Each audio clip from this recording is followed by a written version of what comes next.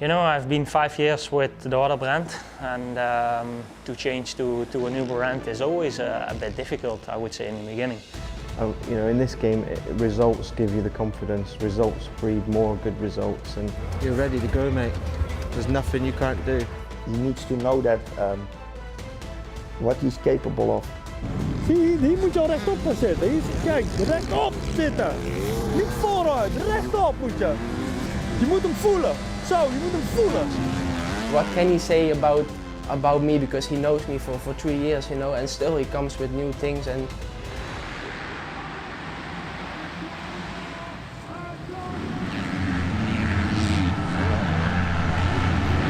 Renault. Well, it's going to be a big moment for him, isn't it? Win the overall here and match the Mason. I think that most people are surprised that Maxime Renault has been dominant in the MX2 class at the halfway mark, but really this shouldn't be a surprise at all. Maxime was tipped to be a world champion and a great of the sport from his early EMX 125 days. A rider like Tom Vial, in comparison, wasn't. Vial was never expected to be a world champion. Renault was. What he's doing now is merely fulfilling expectations. Like, this shouldn't be a surprise.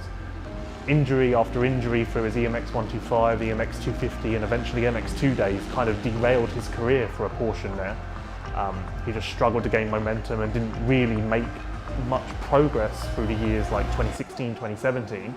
But now, he's back on the factory team, he has some momentum, he has confidence, and we're seeing the result of that. It's definitely not a surprise that he's been the dominant figure in MX2, and if he goes on to win the MX2 title, which halfway through the 2021 season it definitely looks like he will, that wouldn't be a shock either. Renault should be this good. He had the speed, he's always had the talent. We've always believed that he could be the next MX2 world champion.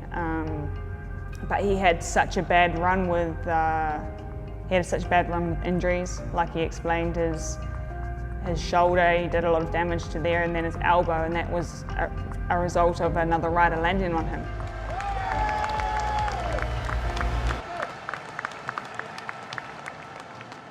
Yeah, I think this is kind of a moment that made me just realizing I have one life, I have one career. I almost messed it up with a crash that was not even really my fault. A rider jumped on me, so I'm just trying to give my best every time I have my wheels on the track and enjoying, just trying to get as much pleasure as I can and just playing, because that's all it is about, you know.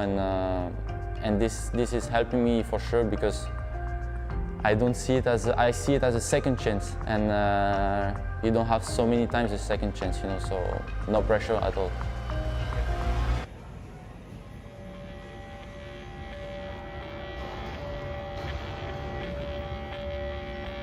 On my way to Kegums.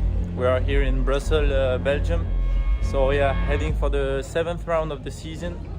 Really looking forward to that round because the track is really nice. So yeah, just follow me during my trip.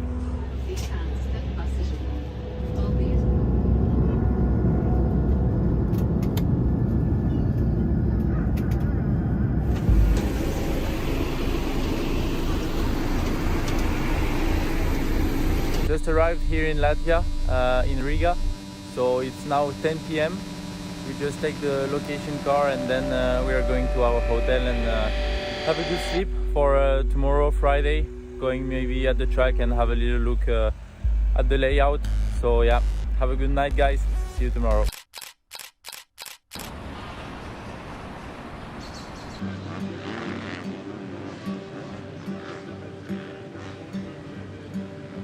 Saturday, we're now heading to the test track to do some start practices, just to get the first feeling with the bike for the weekend and see if everything is okay on the bike. So yeah, let's go for it.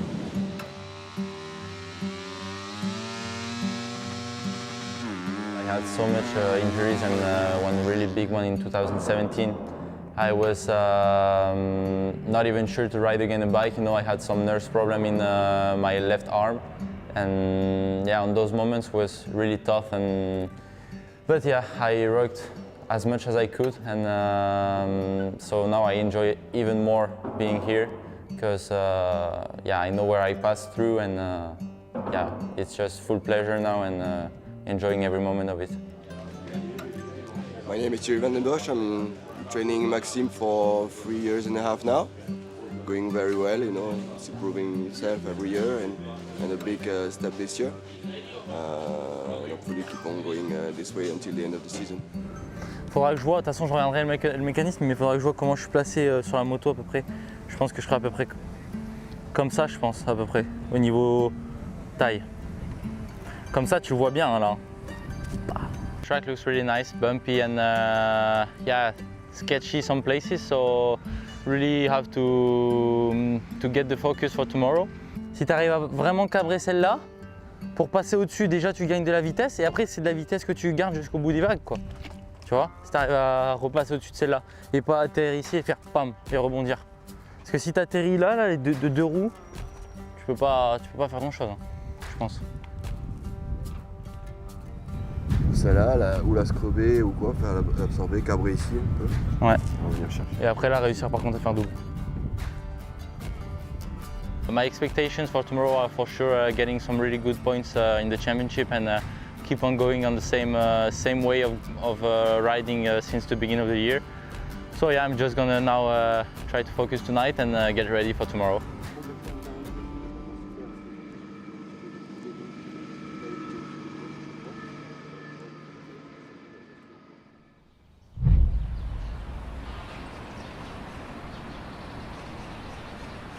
Sunday morning, we are now on our way to the track. It's 7:44, so yeah, just getting ready slowly for the warm-up at 9:15 and then ready to start the day.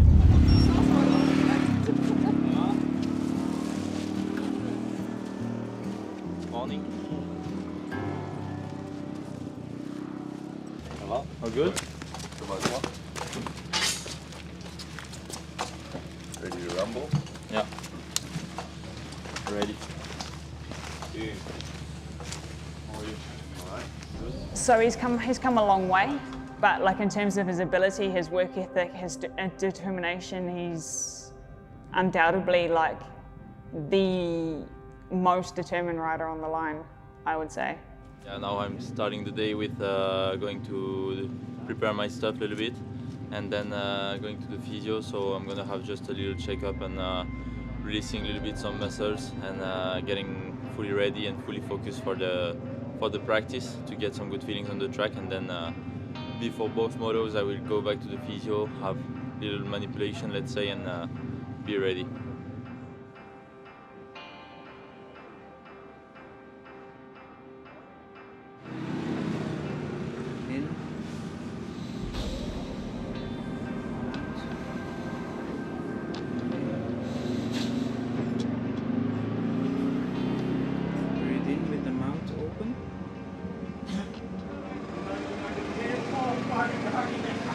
Again.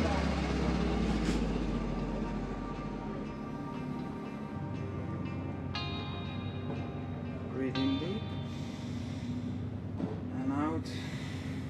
Yeah, actually my arm is not 100%. I don't talk so much about it because I don't want to, yeah, there's no excuse. I mean, I'm used to it and it's not a problem for me as in the riding, but my left arm is for sure less strong than the right arm. I still have sensibility problem on my two fingers, on the index and yeah, the middle one. And so yeah, I'm just used to it now. You know, I don't feel my clutch with the two fingers. I just feel it a different way. You know, just not sensitive, but feel it as a movement. But I'm used to it, and it's not a big problem. I can perform on a high level with it, so this is not a problem. I'm just going through it.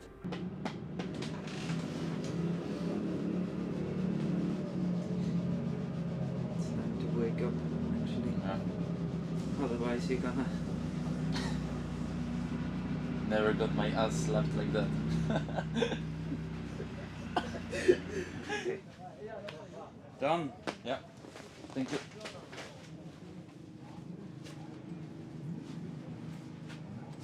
See you.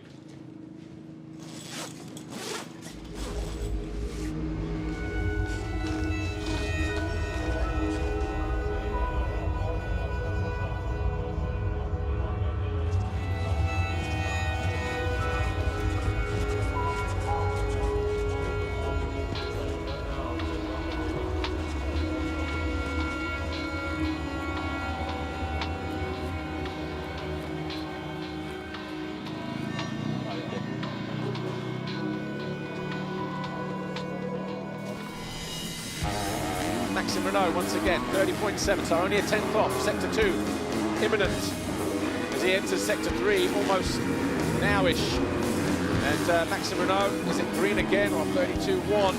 Maxime Renault moves up to second, 0.4, so the gap's still coming down. There's still some life left in the track. Go through the confirmation then. JBay on pole for Rockstar Energy Husqvarna, ahead of Maxime Renault. Third time, it's very, very tight. Fourth, Rising Gifting. Nicholas Horrocks was fifth, 186. Practice went pretty good. Finished second in the time practice, so really good gate pick for the motos. Feeling with the track is quite good. Actually, it's tricky and some sharp bumps, but I feel really good, feel comfortable. So yeah, just try to make 2 good starts in the motos and go for a good result. I've been in a rehab center, you know, with I think during 4 or 5 months, and I think the bigger thing that helped me was that I was in the center with people that were really in a bad situation. And seeing how they were just enjoying the life and smiling and always have the joke in them, saying a joke or something, you know, I was like, I cannot complain. I cannot complain. I have my 2 legs, my 2 arms. One was not working so good, but I could have done, yeah, could have been so worse. So yeah, it was just, you cannot just say, I'm done. You have to work, and if you want something, just go get it. And that's what I did, and I just, yeah, worked so hard and always believed in that. And one day, the nerves started to react a little bit, and from there we worked on it, and it came back. So yeah, that was a little bit kind of a redemption, you know. And mentally, I think I'm ready to give it all, and I will never ever stop, and never ever, yeah, always believe, you know. So that's also a strong point.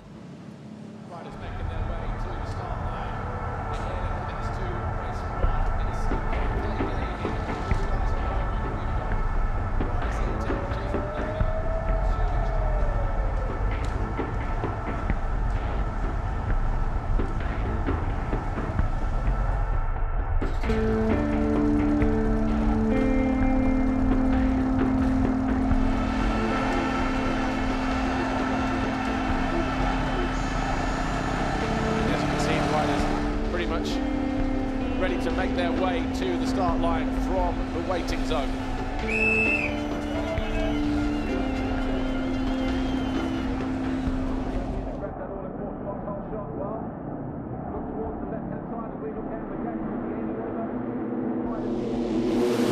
Oh, 1 or 2 riders trying to go too early, catching out a few of them as well.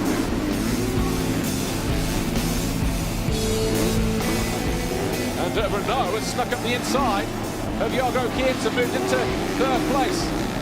The gap, is it coming down this time around? Yes, it is, 1.2 seconds. A flying lap for Maxime Renault, 2:03.2 compared to 2:05 on the Italian. This is for the lead, and he does. He's got that corner absolutely die on Maxime Renault. On the home stretch. He came through a little bit of traffic at the beginning. He set fast lap after fast lap. He goes on to win race 1 here.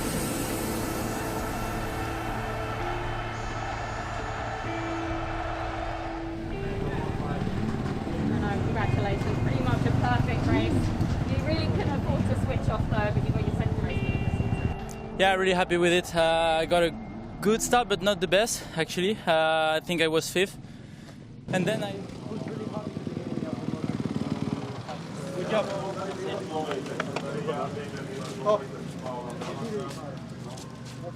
I'm surprised, but he's doing even better in the key moments of the championship.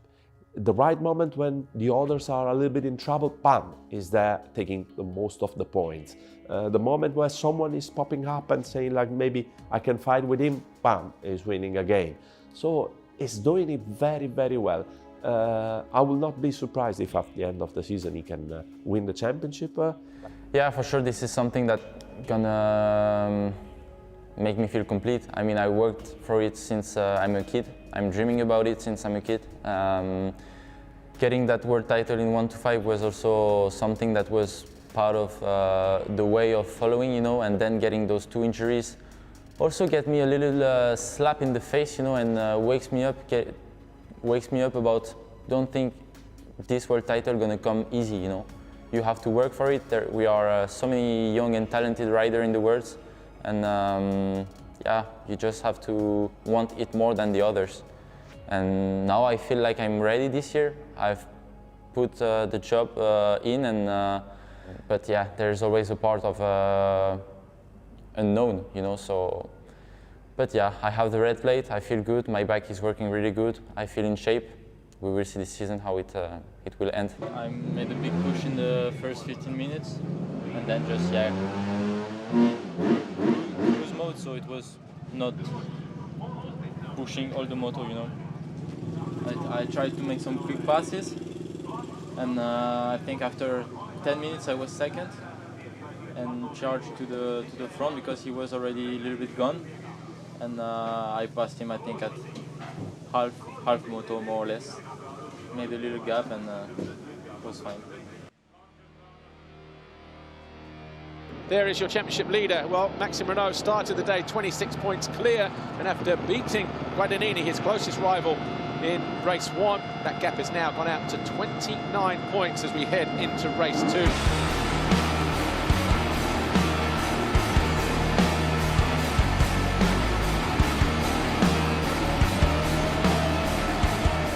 Renaux bringing his A game today. It's going to be the perfect day for the Frenchman. Took 3 points out of his rival Mathieu Guadagnini in race 1. He's going to take another 5 points out of him here in race 2. On his way down to the line then, Maxime Renaux. He started at lap 2.1 seconds clear. He's been pretty much immaculate all day. He crosses the line, goes 1-1 for the first time in his career. He wins the Grand Prix. Maxime Renaux continues to lead the championship in MX2. And your overall podium today, Maxime Renaux, Jago Kiet, Mathieu Guadagnini.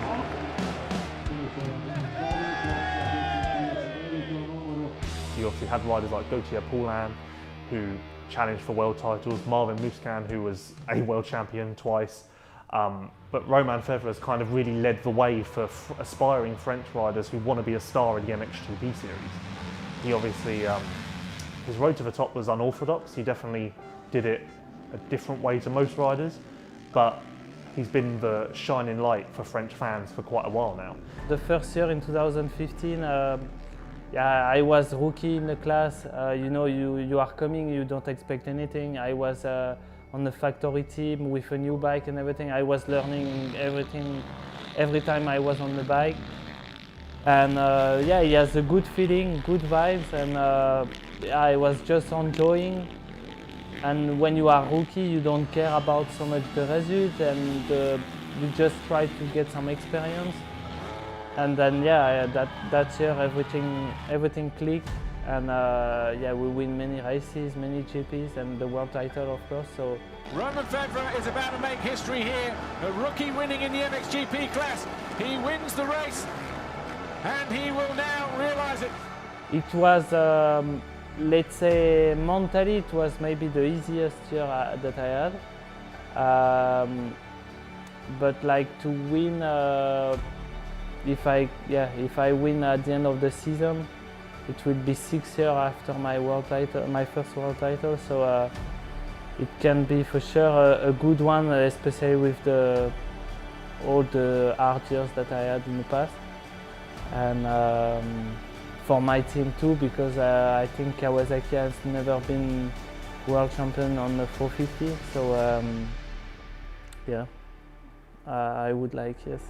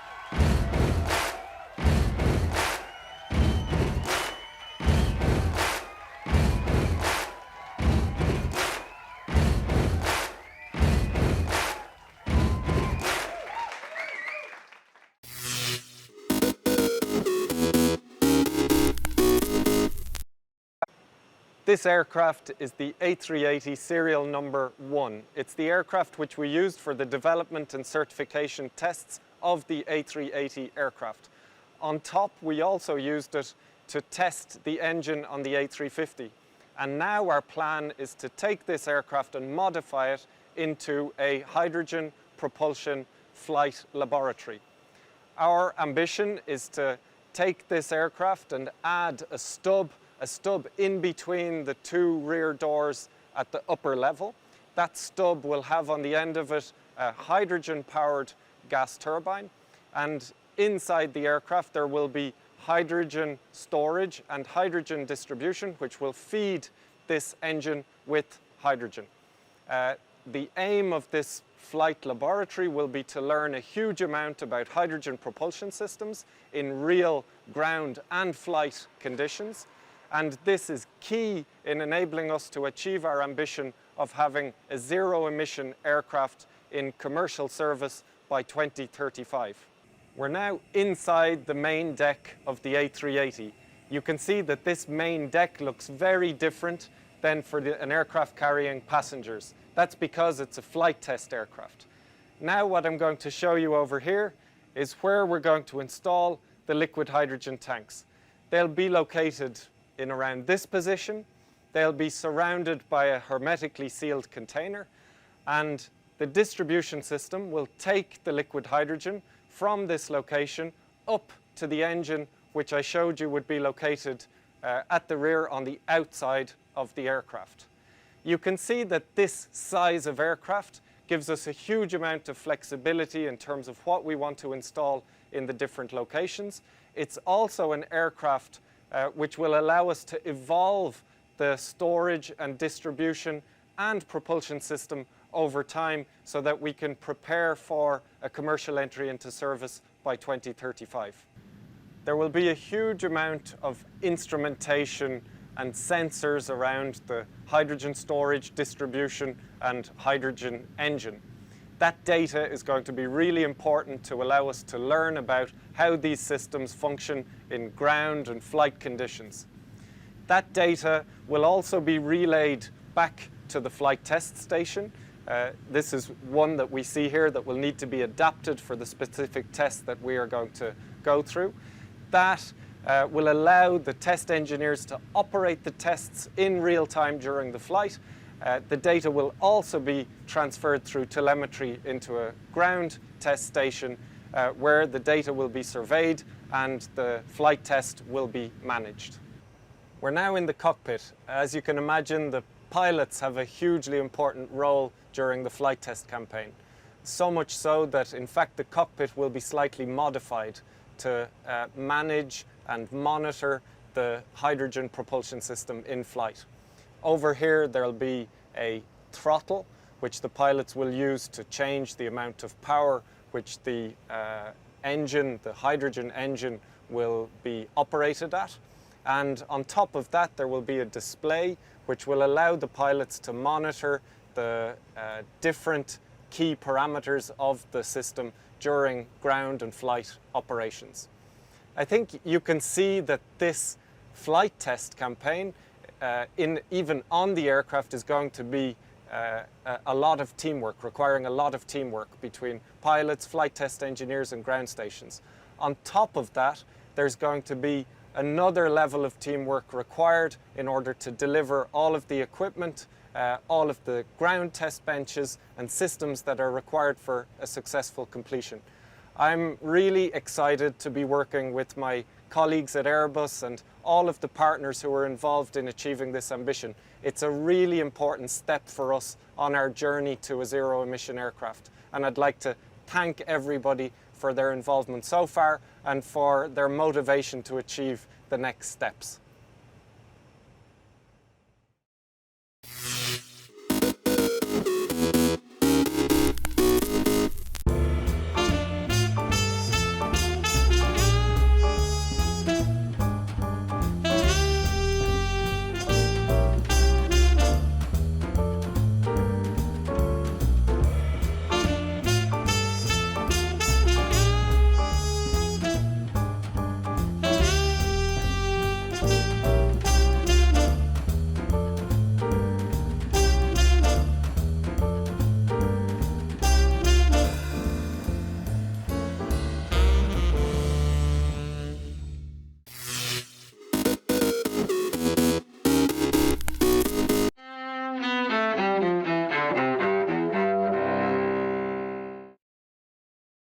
December 12th, 2000.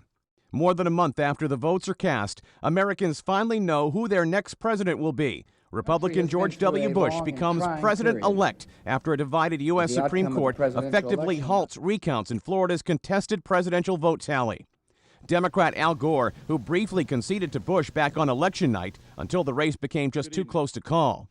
Just moments ago, I spoke with George W. Bush and congratulated him on becoming the 43rd President of the United States. And I promised him that I wouldn't call him back this time. I offered to meet with him as soon as possible so that we can start to heal the divisions of the campaign and the contest through which we've just passed. Bush promises to live up to his campaign pledge of being a uniter, not a divider, in the White House. I was not elected to serve one party, but to serve one nation. The President of the United States is the President of every single American, of every race and every background. Whether you voted for me or not, I will do my best to serve your interests, and I will work to earn your respect. While more Americans voted for Gore, the High Court's ruling gives Bush the edge in the Electoral College that actually picks the president. More than a month later, Bush takes office as the second son of a president to serve in the White House himself. Today in history, December 12th. Ed Donahue, The Associated Press.